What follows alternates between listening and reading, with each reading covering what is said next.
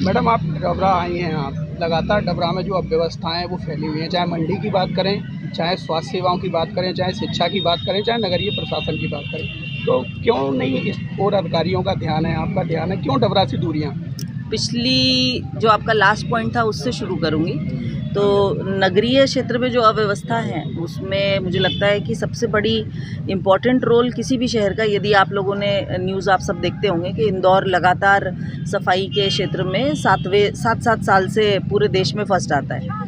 तो यदि आपको ऐसा लगता है कि वो वहाँ की नगर निगम की वजह से, तो आपको गलत लगता है। वो वहाँ पर वहाँ के लोगों की वजह से है। तो मीडिया के सभी साथियों के माध्यम से प्रबुद्ध जन हैं सभी क्षेत्रों के, वार्ड में आपको अपने अपने लोगों को अपनी जिम्मेदारी थोड़ी सी लेनी पड़ेगी। और साथ में मतलब ये एक नॉर्मल हैबिट की बात है कि आप, बड़ी विशेष छोटी सी बात है, कचरा हम लोग खा के बिस्किट खाएंगे वहीं पेपर फेंक देंगे।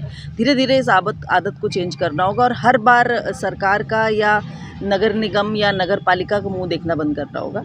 जहाँ तक मंडी इत्यादि की बात है, तो मंडी का आप सब लोगों को भी रिकॉर्ड मालूम होगा कि जब भी धान का सीज़न आता है तो यहाँ पर लंबे लंबे जाम लगते हैं। इस वर्ष इस प्रकार का कोई जाम नहीं लगा। एसडीएम साहब ने बड़ी अच्छी व्यवस्था यहाँ पर जमाई थी। हमने जिले से भी फोर्स एडिशनल भेजा था।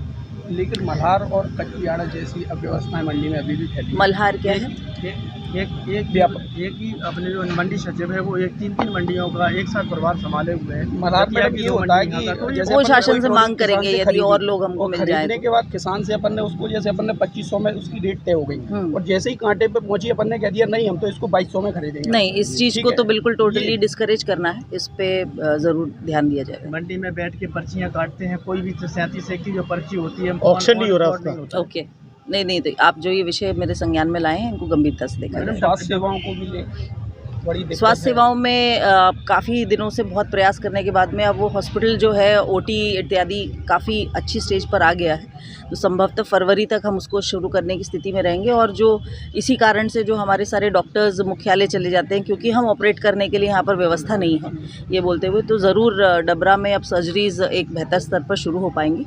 और डबरा हमेशा से एक बड़ा सेंटर रहा है, निश्चित रूप से यहाँ अच्छी सर्विसेज एक्सपेक्टेड है। मैम, गायनिक डॉक्टर यहाँ पर मैमूना खातून, वही बताया मैंने। मैमूना खातून यहाँ पर पदस्थ हैं। हाँ। उन पर कई आरोप लग चुके हैं। उनको एक बच्चे की मौत हो गई तो उसको लेकर हटाने के आदेश भी दिए हैं मैडम। जी, हमने एसडीएम साहब के प्रतिवेदन पर, चूँकि वो जिस लेवल की अधिकारी हैं उसमें उसकी अधिकारिता आयुक्त महोदय को होती है, तो उनके ऊपर कार्रवाई करने के लिए हमने कई दिनों से प्रस्ताव वहाँ भेजा हुआ है। संभवतः सर ने भी उनको नोटिस दिया है क्योंकि बिना सुनवाई के किसी के ऊपर कार्रवाई नहीं होती, ये बेसिक लॉ है। तो निश्चित रूप से कमिश्नर सर उसमें उपयुक्त एक्शन लेंगे। Thank you.